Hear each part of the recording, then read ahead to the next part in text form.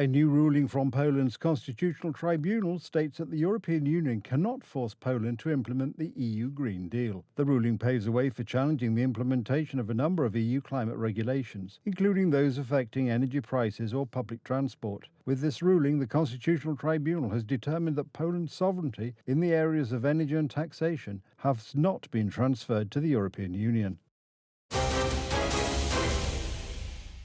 The presidential election was fair, and the questioning of its results by Karol Nawrocki's opponents is a threat to democracy, so said Polish President Andrzej Duda, once again calling on Poles to be vigilant against provocations organised by the December the 13th coalition.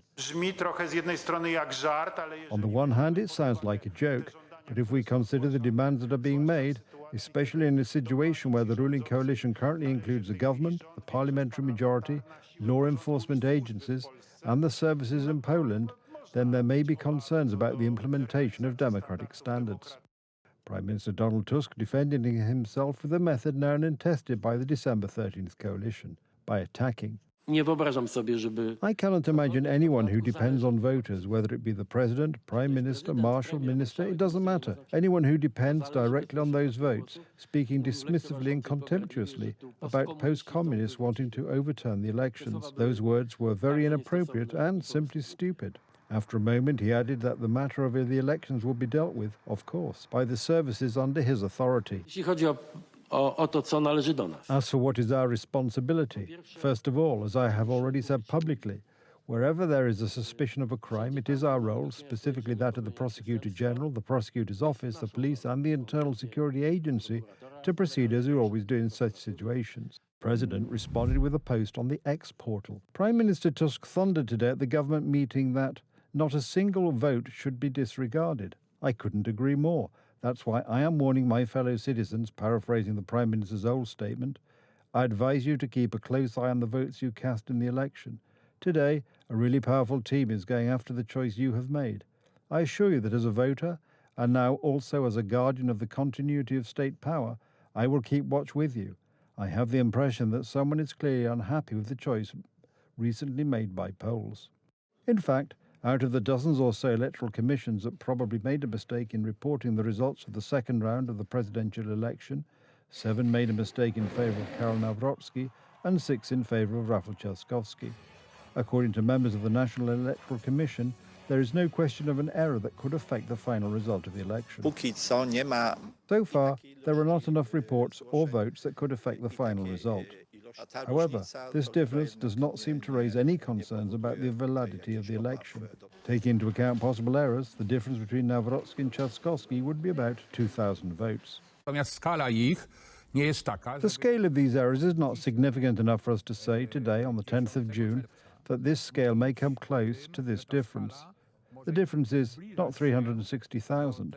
I'm saying approximately, but it would have to be at least a difference of 180,000 votes. Similar conclusions may be drawn from the calculations of Jakub Kubajek, a statistical analyst. This concerns situations in which votes cast for Trzaskowski, for example, were mistakenly attributed to Nawrocki, and vice versa. As you can see, this would not affect the final result. But this does not convince the most ardent fighting Democrats. Leszek Miller argues that only a recount can restore the confidence of Rafał Trzaskowski's supporters in democracy. After all, many of them are already saying that if this does not happen, they will never vote again. In the interest of the quality of our democracy, the only fair solution is to recount the votes. A situation in which we are not sure whether our vote has been counted correctly undermines the very meaning of participating in elections. So far, only a few dozen election protests have been reported, the lowest number in over 30 years when it comes to presidential elections. For comparison, in 2020 there were almost 6,000. 20 years ago there were almost 600,000, and the Supreme Court nevertheless recognized their validity. All these actions are primarily aimed at covering up Rafał Trzaskowski's huge failure, covering up the crisis that is currently affecting the government, and convincing the part of society that still believes in this government that it is capable of achieving anything. There are currently no grounds, either legal or factual, to challenge Karol Nawrocki's election as President of Poland. The decision on the validity of the presidential election will be made by the controlled chamber of the Supreme Court. According to the Constitution, a resolution on this matter must be adopted within 30 days of the announcement of the result.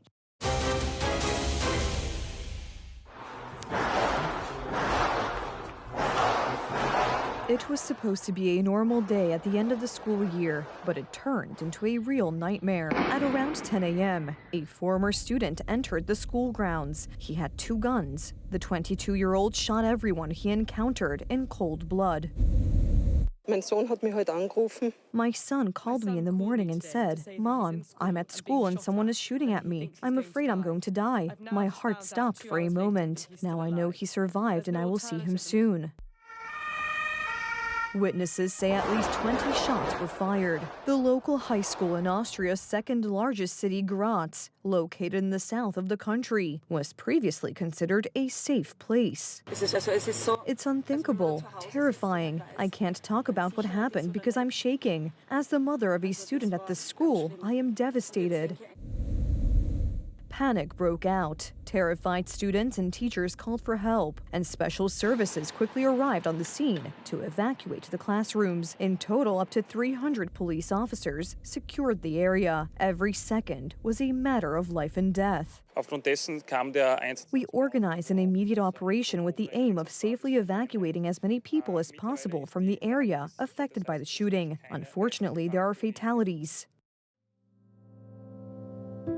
Among the victims are 5 fifth-grade students, 3 eighth-grade students, and a teacher. Approximately 17 people were injured: students, teachers, and school staff, many of whom are fighting for their lives in hospitals. This act has shaken the entire country. Currently, all important politicians in this country are speaking out in various media outlets on this subject, expressing their deepest condolences to all the families of the victims. The perpetrator himself was found in a school restroom, most likely having committed suicide.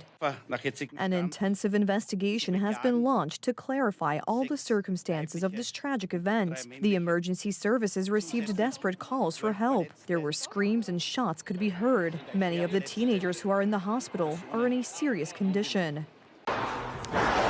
The Austrian authorities are not providing much information about the perpetrator. It is not known why he shot at defenseless students and teachers. It is known that he acted with premeditation. These actions are aimed at killing as many people as possible, regardless of the reason or motive, which is terrifying. The Austrian authorities believe that the attacker had no accomplices and that with his death, the threat has passed. This is a dark day for Austria. I have no words to express how we feel. School is not only a place of learning, but also of trust. Now there is only grief and sadness. This is the most tragic shooting in Austrian history, and the country's authorities have declared 3 days of national mourning.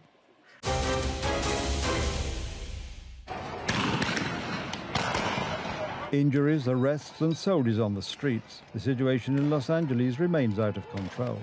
Last night, clashes broke out between rioters and the police. During the day, leftist street violence perpetrated by a mixture of activists and immigrants continued in front of federal buildings. They are demanding a halt to deportations being carried out by federal authorities. Get out of the streets! Get out of the streets! Make some noise! No silence! No compliance! And defiance! Free David Huerta! Free David Huerta! David Huerta is one of the leaders of a labor union in California who was arrested on Friday during an immigration raid. Nothing will be resolved with violence. Violence begets violence. We need to be able to have, our movement needs to be one of nonviolence. Our movement needs to be one that we hold each other accountable to creating heaven on earth. After a court hearing in Los Angeles, he was released on bail, except that this organized street violence has taken the arrests of illegal immigrants as its pretext. Protests quickly turned into riots, which, during the following 24 hours, spread throughout the suburbs of Los Angeles. That is why Washington decided to send the National Guard to Los Angeles, and after another dozen or so hours, it also sent in Marines. Thank goodness we sent out some wonderful National Guard. They've really helped, and a lot of problems they were having out there. They were afraid to do anything, and we sent out the troops, and they've done a fantastic job. So I want to thank them very much. The city's Democrat mayor claims that the Trump administration's actions are illegal and has announced a legal battle with the White House.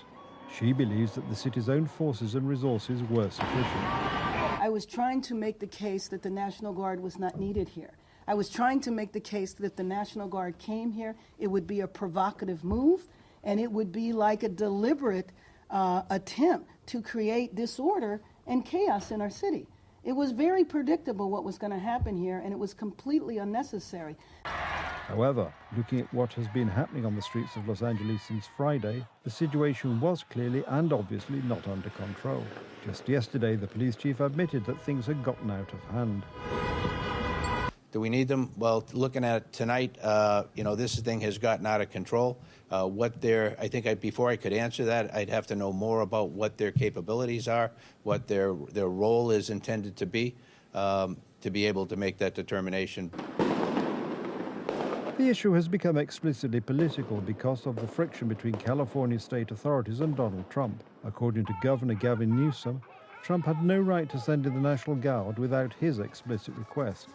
However, the president believes that the situation required an immediate decision.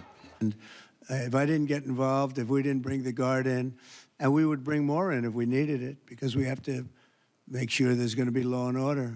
You had a disaster happening, and they now admit it was a disaster. I watched the chief yesterday, who's a good man, by the way, and he said, well, we're lucky we did this because they were overwhelmed.